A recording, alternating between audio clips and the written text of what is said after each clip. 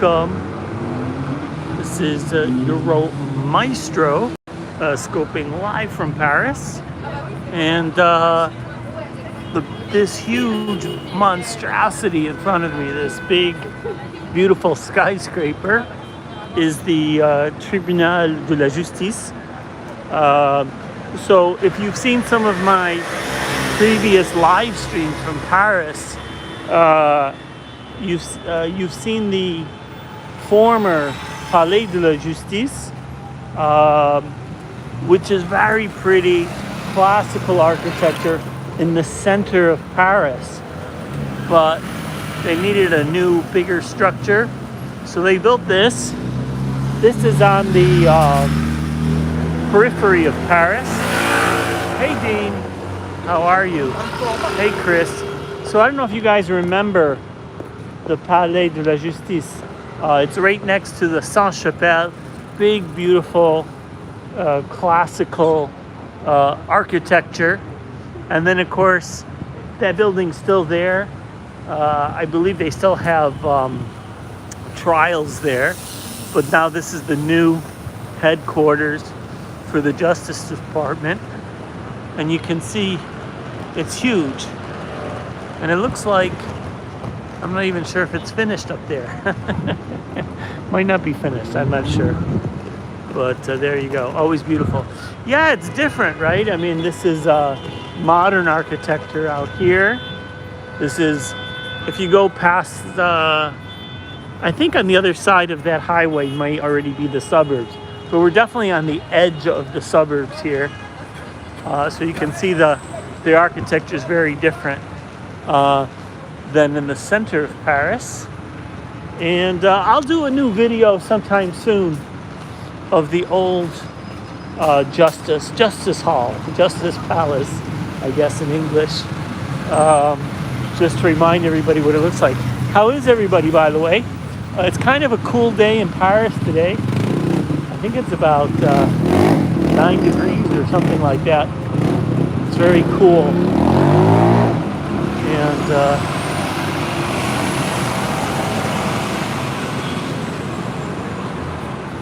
oh, thanks for all the likes, by the way. Appreciate that. Also, how is the video quality today? The reason why I asked is I noticed the bandwidth speed. You know, I'm on 5G, 4G, 5G, and the bandwidth speed here is not as fast as in the center of Paris. Look at that building there with the little bakery in the corner. Kind of reminds me of the Flatiron building in New York. It comes to an edge. Hey Euro, long time no see. Hi Ann Walter, good to see you. Yeah, it's been a while. It's been a while. You see how it sort of comes to an edge there. Although we have some modern buildings where it actually comes to a point. Not even a small edge like this one, but an actual point. Glass structures.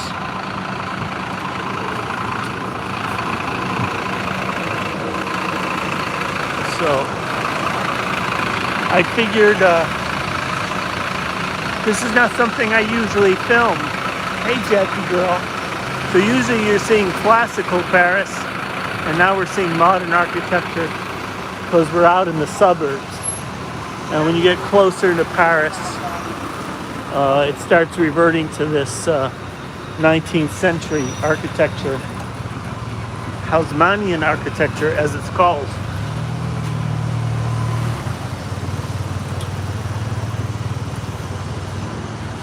Ooh. There's that an Ibis hotel over there. So they're kind of, it's a chain hotel, basically like a budget type hotel. So if you're not here for the Olympics, you can probably get a room for 120 euros, I would guess, or thereabouts. Hey, Mr. Euro, awesome to see you again, my man. Sweden is cold too, some heavy snowing today. Oh my God, ocean blue. Doesn't sound good with all that snow. So, oh, maybe that's not Ibis. Thought it was Ibis, but it says B&B. So it's a bed and breakfast hotel. So I have no idea what the prices are, but I imagine it's probably on the low end, especially because of the location. But hey, you get breakfast included, so could be an option for some people. And so next year, just as cold in Wisconsin this week. Yeah, it's like 10 degrees right now, so it's really cold. I think it's the same in New York from what I saw. So you can see, look at this. Already you can see the difference in the architecture. So you see, instead of the glass architecture of skyscrapers, we have these 6-story, 7-story buildings of stone that you see throughout Paris. Pretty much everything is uniform heights, as you can see.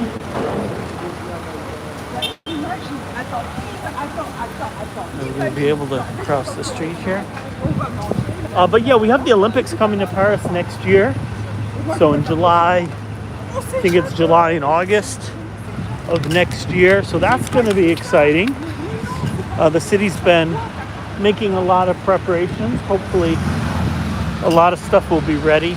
Oh, look at I don't know if you can see the colors in the sky. I don't know if the iPhone is rendering this justice, but there's some really pretty blues and reds in the clouds there. I'm gonna have to check this out at home. I'm not sure the phone is rendering this view justice, but some really nice colors. PK, how are you doing?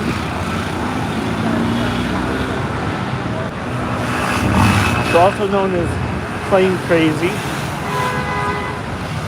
You know, it took me months, if not years, to realize your name was Plane Crazy, because I was trying to pronounce it in a French way, which didn't have any meaning, and then I was like, oh, it's not Plane Crazy, but Plane Crazy.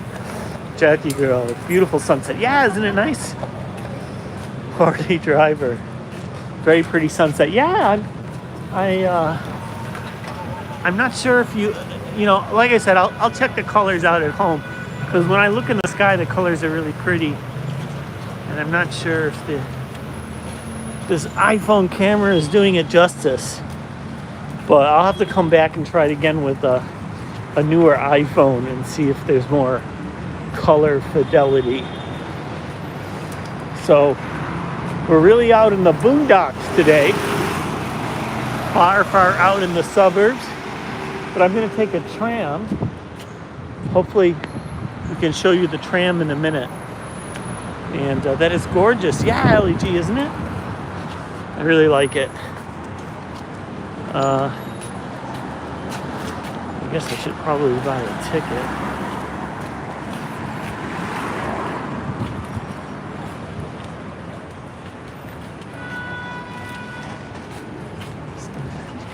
Sad to say, I really don't even know how to buy a ticket. Oh, I think you just do it right here.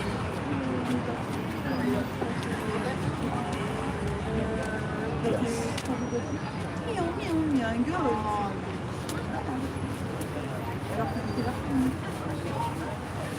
So we get some change out.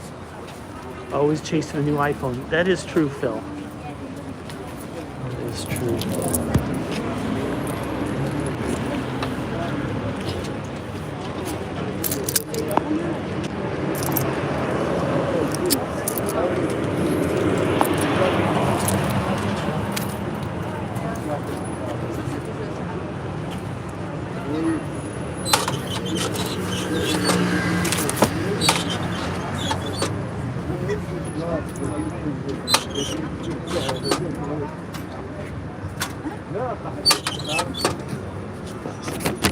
All right, so we got ourselves a ticket, which is generally a good idea.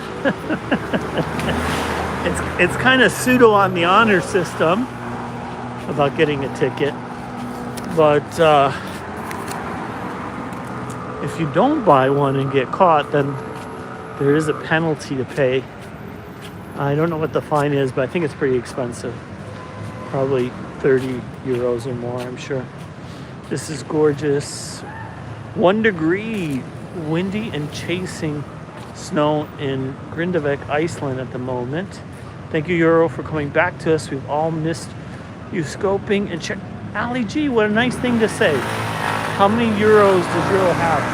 So right now, in cash, I don't have very much on me. So I'm glad, but I do have my Apple Watch. But when I left this afternoon, I forgot to swap Apple Watches. So I always have one that's 100% charged. So I have 2 Apple Watches, and then I just switch them. And so as long as I switch them, I'm always at close to 100%, at least when leaving the house. But today, when I left my home this afternoon, I didn't switch it, so my iWatch is actually dead, and the other watch at home's at 100%, not doing me much good. So I basically buy everything, almost everything with my Apple Watch for a few years now. So if I have to buy something, I either have to use a little bit of change that I have on me, or I have my iPhone. Periscope veteran here. All right, Mr. O. Just got here. Are we at the courthouse? So I showed you the courthouse earlier. Oh, the sky is getting like redder and redder. So you can't see it from here, but it's a giant skyscraper, glass skyscraper. And yeah, if you rewatch this YouTube video at the beginning, you can see it. It's huge. And it's in contrast to the old one that you may remember in the center of the city, which is a big, beautiful structure right next to the Sainte-Chapelle. Sainte-Chapelle being the previous chapel for the king, when the king lived on the island there, the Ile de la Cité. And it is a classic Gothic architecture. Beautiful. And if you're a fan of stained glass windows, one of the best representations of stained glass windows of that particular period. Definitely recommend that church if you have some time in Paris. Sainte-Chapelle. Red sky at night, shepherd's delight. Spent a month with French cousin who lives near Calais. Loved France. Oh, Phil, I didn't know that. That's interesting. I think that's a good idea. If people can spend a month somewhere, it really changes things. So I'll give you my experience with London. I probably made, I don't even know how many dozens of trips to London, but they'd all been for a day, 2 days, 3 days, a week maximum. And that was one experience. And then I went and lived in London for, a year and a half, about, almost 2 years. And what a different experience. I mean, a really different experience. So yeah, I would spend a month someplace if you can, because you get a real feel for the place, which is very different from just spending a week or 2 weeks. So a month is good. I did the same thing in Japan and in Egypt and many places. And after a month, you get a little bit of a feel for the city and what it's like to live there. Yeah. I know a lot of Americans only go for a day or 2 days. Как поживаете? Очень хорошо, ну ладно. Спасибо. Free place to stay. Learned some French before I left. Made a difference. Yeah, absolutely. If you want to learn a language, well, I was going to say it's the best way, but it's probably the second best way. The second best way is to immerse yourself, go to a city where that language is native, and try not to use English or your native tongue. Just use the language of the city you're in. It's one of the best ways. You'll be surprised how fast you pick up a language just when you have to use it all the time for very little things like going to the store or the restaurant. I used to say it's the best way, but I think the best way really is to have a girlfriend or a boyfriend that speaks the language, that's native, who's willing to speak it with you, because I know that's not always the case. I've talked to a lot of married couples that are frustrated because their French husband doesn't speak French to them, or something like that. So, but if you have a boyfriend, girlfriend, wife, or husband who is willing to speak his native tongue with you, they have to have a lot of patience, obviously. But if they're willing to do it, that is really like I think the best way, because it's just constant exposure. And then if you live in Paris, great way to learn French. Okay, so here's what I've been waiting for, the tram. So this is what the tram looks like. You see it coming by. So the trams are quite nice. They're relatively fast. And you see they have a lot of windows, so you get a nice view. So it's one of the best ways to travel around the city is in the tram, because you get to see everything. Now the metro is of course faster and more efficient. So if you're in a hurry, just take the metro. But if you have a little bit of time, the tram's a little bit slower, but it's above ground, has big windows, and so you see everything. So you get a little bit more of a feel for the city. Where of course in the metro, you don't feel anything. You're just underground, and you just arrive at your place. Hi, Allie, Tim, Chris. When Gracie says, and people saying hi. Oh yeah, happy Thanksgiving. It is tomorrow, if I'm not mistaken. Is that right? Is tomorrow Thanksgiving in the United States? Canada had its Thanksgiving in October. I think it's a Monday in October in Canada. Is it a Monday? I think it's a Monday. It's either a Monday or October 12th, something like that, in Canada. Oh, this tram is so crowded, but I think I'm going to try to get on it.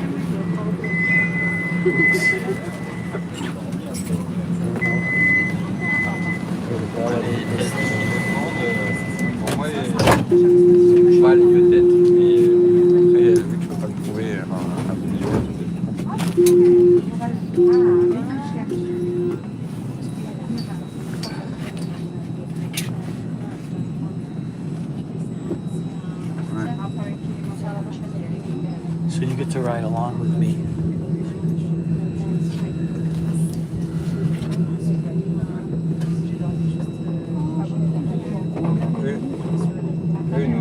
Watch out for pickpockets. That's probably good advice.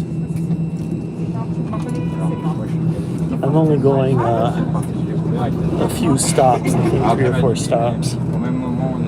Il y avait des opérations de la veille qui étaient passées. Voilà.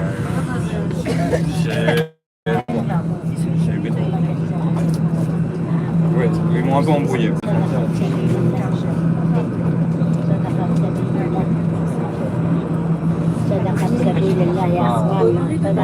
It's due to the new Periscope. I can throw hearts. Can you throw hearts on YouTube? I didn't know that. I did not know that. I don't see them. But you can hit the likes, and I see a lot of you have been hitting the like button.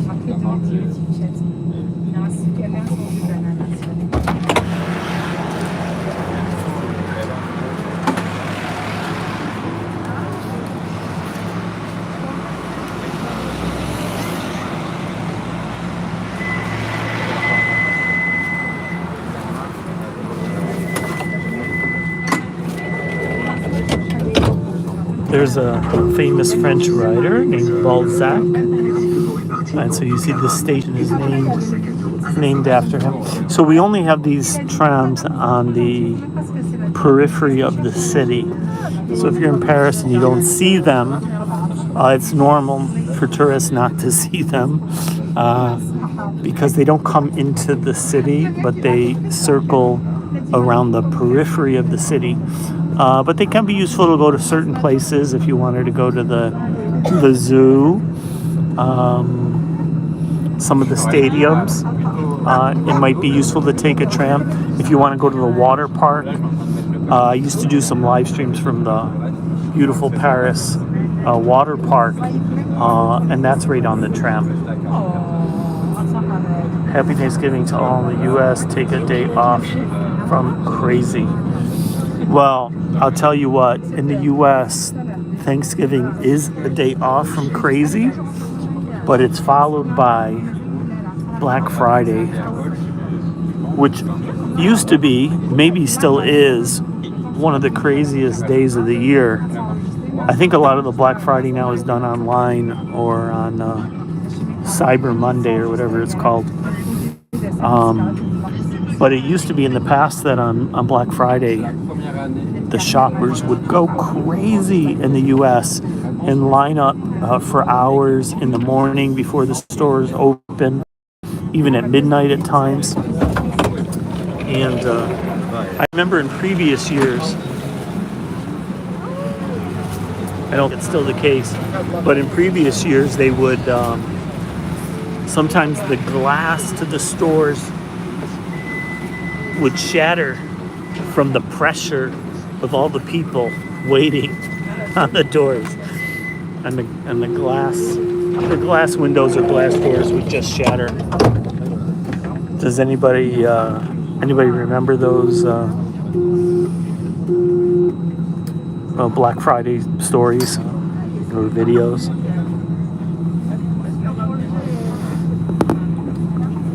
Definitely a crazy period of time. So yeah, I think I should start doing these YouTube videos more often. I did forget to put it into landscape today, so you are seeing it in portrait. But in the future, I am going to try to do more landscape. Back in the good old days, yes. Yes. Brett, good to see you. Black Friday used to have traffic copters out trolling if parking lots had space available. There you go. So you can see how crazy it is. Like, I'm almost tempted to get out and walk around because these areas look quite interesting. I can see, even though they're out towards the periphery, there's a lot of commercial activity, a lot of buildings, restaurants, and you can see a lot of traffic. Black Friday starts a week or more before Thanksgiving. Too much violence otherwise. Oh, that's interesting. Black Friday is the day you should avoid being in stores because people are they do get into a lot of fights. Somebody wearing a mask, you don't see that too often these days.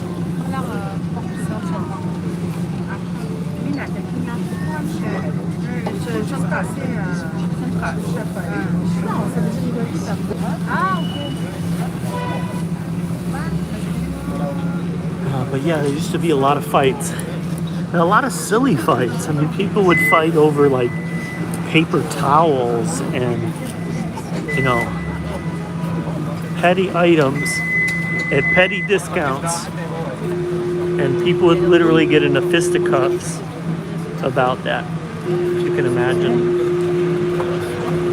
Fisticuffs over paper towels. You recognize Brett from Periscope in the chat. Yeah, he's here. I see he's got a little wrench next to his name, so he's a moderator, which is great. I forgot that we had moderators on YouTube, but that's good to have. Is your ticket good for as long as you don't leave the train? So the ticket is good for, I don't know the time, but basically, as long as you're not making a round trip, it's still good. So if you're continuing in one direction, it's good. You can transfer. I think it's good for like a couple hours, maybe.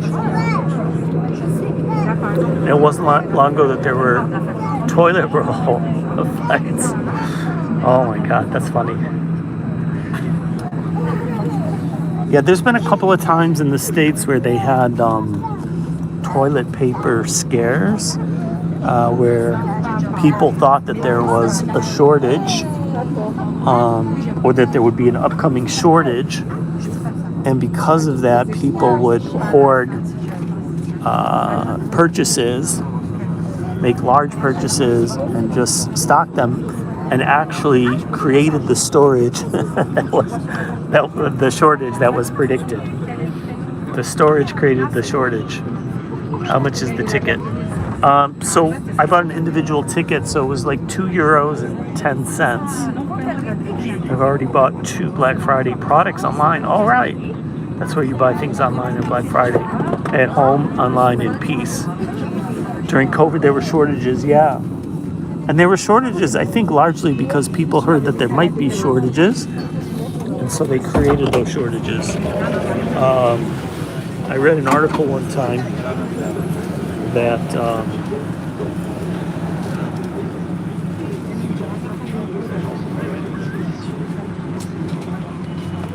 this tram is getting really packed.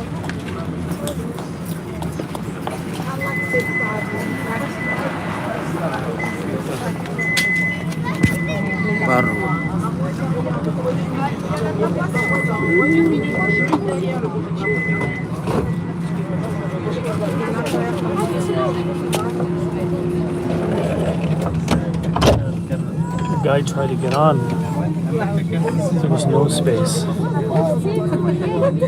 The toilet paper scare was at the beginning at the beginning of the pandemic. So I was reading an article one time that there was another toilet paper scare in the States because there was a late night talk show that used to be very popular with Johnny Carson, who was the host for decades on the show. And there was a joke made on his show. I don't know if Johnny made it or somebody else, but I think it was Johnny.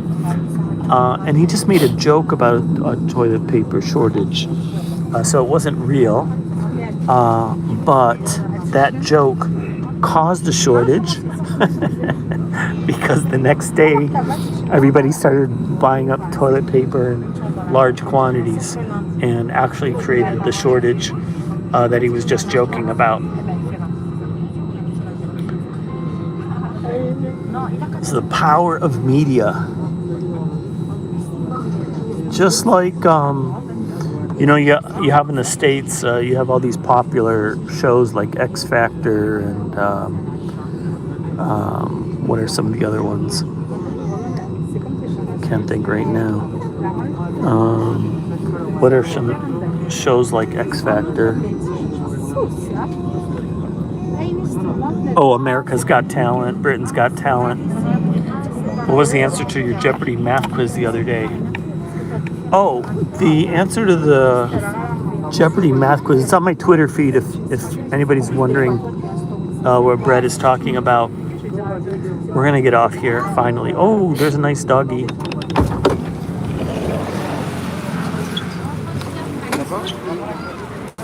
There's a little police dog, all muzzled up.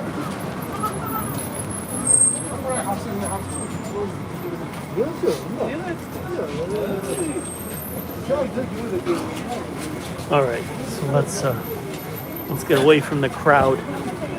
So America's Got Talent, Britain's Got Talent, X Factor. So on one of those shows, I don't remember which, they feature like these singers. They're unknown people.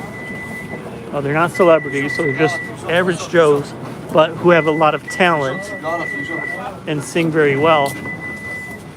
And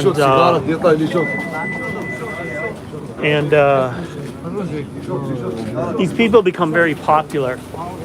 And I remember reading there was one contestant on the show who wore a t-shirt. Okay? So he's just there singing. He's not, promoting the t-shirt. He's just wearing it. And he had a t-shirt with a number, I think it was 404 on it, which represented the area code of where he lived. Right? I think it was down south, maybe, Alabama or something like that. But whatever it was just the area code on his t-shirt. And he wore it, he sang a song. And it was a 404 area code. I thought so. And what happened? The next day, orders for the 404 t-shirt went off the hook. And they couldn't even keep up with the demand. Everybody wanted a 404 shirt. So it became hugely popular. So just imagine if he actually had promoted it, but just the fact of wearing it. And so you'll see on a lot of shows and stuff, it's not uncommon for celebrities to be wearing jewelry or clothes from a certain designer, because it's like a subtle way of advertising. And even when I was in Dubai as a quote-unquote influencer, one of the major clothing manufacturing companies offered me a nice expensive pair of trainers to wear them. No strings attached, of course. But, probably, the same idea. Sometimes small things can be very powerful. Yes, that's happened a lot, I think I've read like the same thing happened with James Dean. I don't remember what he did. Was it, he wore a t-shirt or didn't wear a t-shirt or something like that? And then that started a trend. You're not wearing a hat. Or David Beckham's a really good example. David Beckham gets a new haircut and instantly, hundreds of thousands or millions of people want to have that same haircut. White tee and jeans and the Ray-Bans. Yeah, exactly. And so, hey, he's cool. You can be cool too if you wear the same clothes. If only it was that easy. Gotta go. Thanks, Shira. All right, Plane Crazy. Good to see you. So we're on the outskirts. I'm going to take the Metro now. So I'm probably not going to continue the broadcast in the Metro. Sometimes the signal's really bad underground. But I'm glad this worked out. I guess the signal was okay. The audio was okay. Anybody have any idea what that blue light is for up there? Why do they have these blue lights? Does anybody know? They're all around me. They're up really high. They got these bright street lights, like spotlights. I don't know if you can see them. They're on every corner.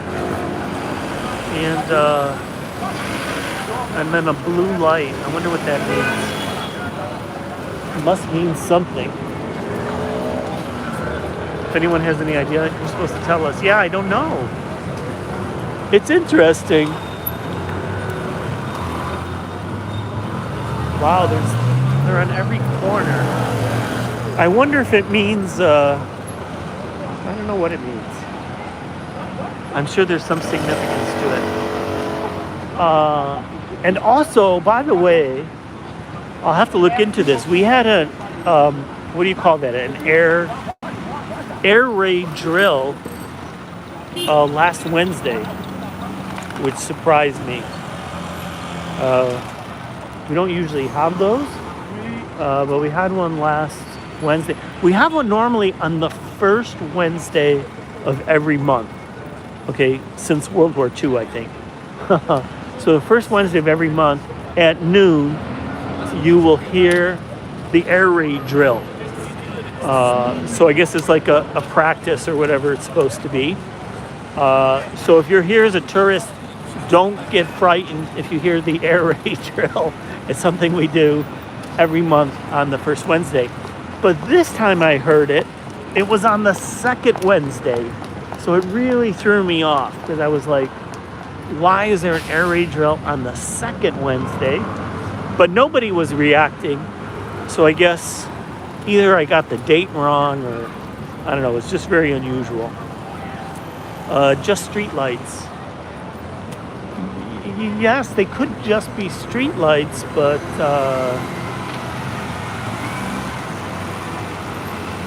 we don't have these types of street lights anywhere else that I'm familiar with. Like we don't usually have the spotlights, and we definitely don't have those blue lights. Anyways, I should let you guys go. Being prepared. Yeah, we could have an air raid drill all the time. We have to be prepared for World War III. If you see what's going on in the Middle East, hopefully it will stay contained. But yeah, there is a possibility it could escalate and expand very easily. I think it was yesterday we saw the United States having airstrikes on military targets in Iraq, Iranian military assets that were in Iraq. Apparently, the U.S. was shot at first, and they returned with airstrikes. So hopefully, obviously, it'll stay contained to these small skirmishes. But it's not impossible that this could expand into a regional conflict, which would not be good.